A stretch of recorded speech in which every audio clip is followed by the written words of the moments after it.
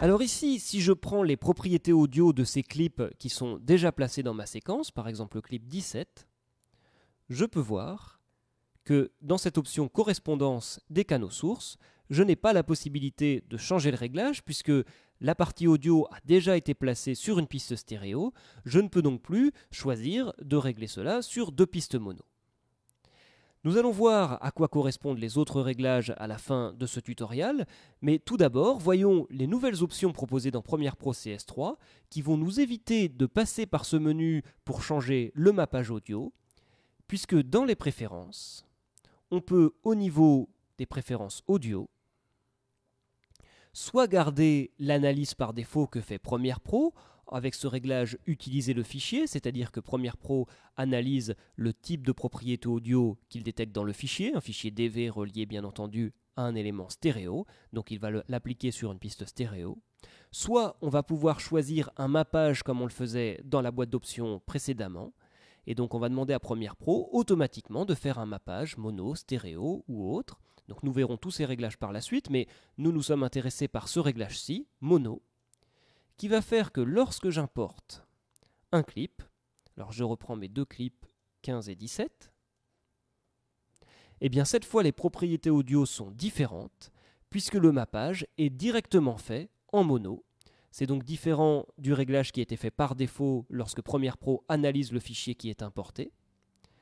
On peut aller voir ici au niveau des propriétés de ces éléments audio que le réglage est bien fait sur mono. Par cette occasion, on peut d'ailleurs constater que l'on peut sélectionner plusieurs clips à la fois et changer leur mappage audio en passant par ce menu si on le souhaite. Et maintenant, ces deux clips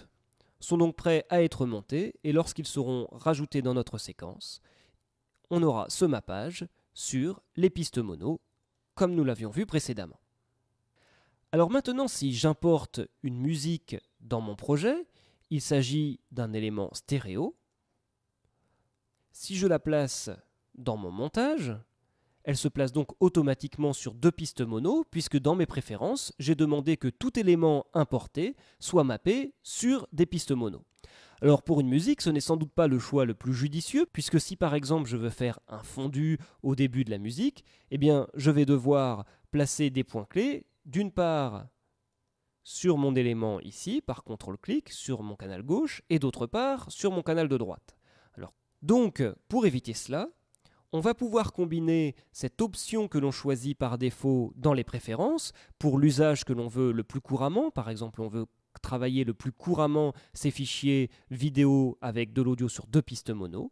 avec le fait que l'on peut à tout moment, tant que l'on n'a pas mis l'élément dans la séquence, changer les réglages ici dans éléments options audio,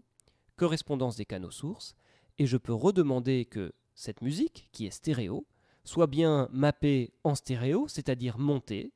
sur une piste stéréo, donc celle-ci. Donc maintenant je peux faire mon fondu sur cette musique